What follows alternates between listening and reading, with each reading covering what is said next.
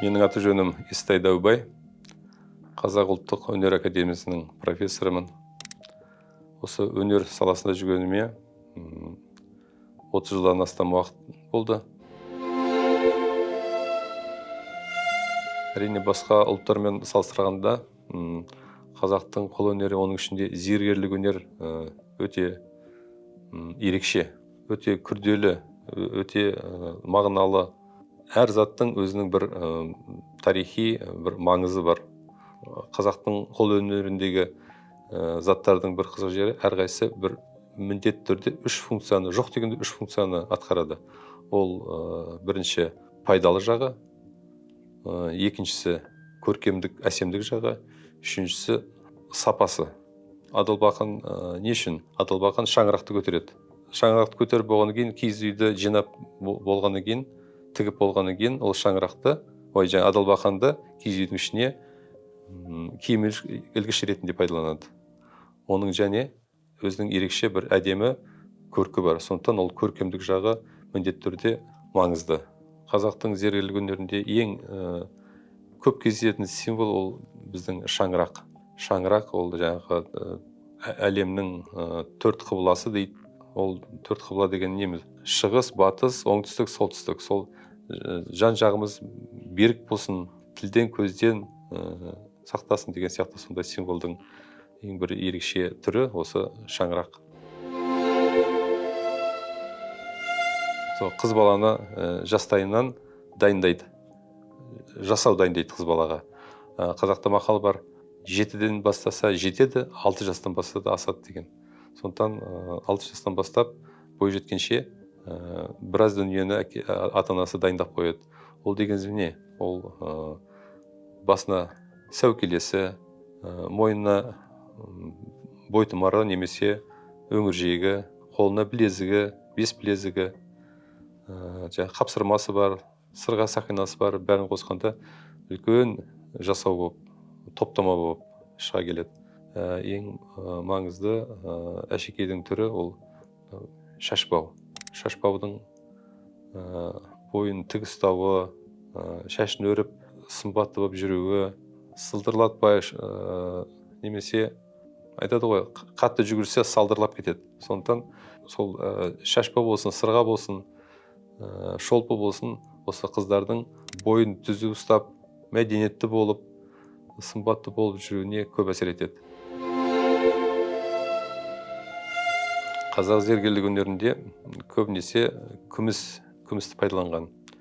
Күмістің қасиеті зор, күміс өте таза, өте зергерге өте ыңғайлы материал болып саналады. Құрамына басқа металлды қабылдамайтын, сплав дейміз ғой, қортпа.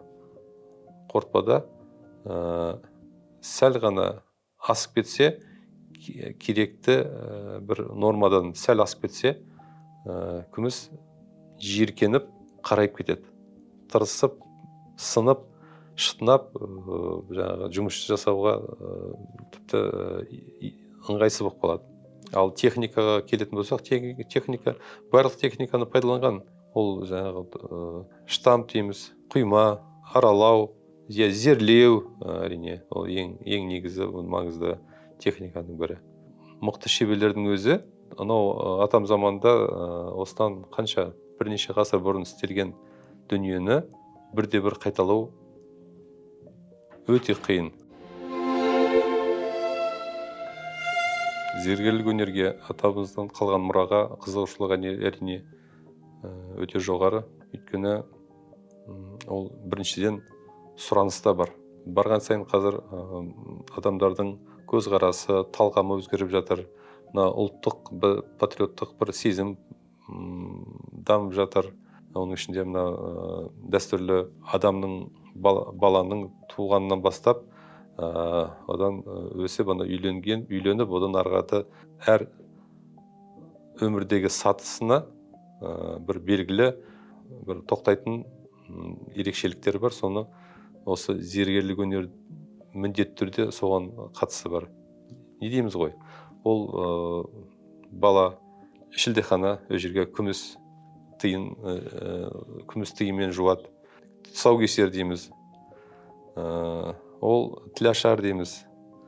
Ары қарата сүндет той дейміз. Ары қарата баланың әлгі мүшел жастан асқан кезі, одан кейін ұзатылу немесе үйлену, сөйте адамның өміріндегі әр кезеңі осы зергерлік бұйыммен ерекшеленеді. Мына зергерлік өнерде жаңа формалар, жаңа стиль, қазіргі уақыттың сұранысына,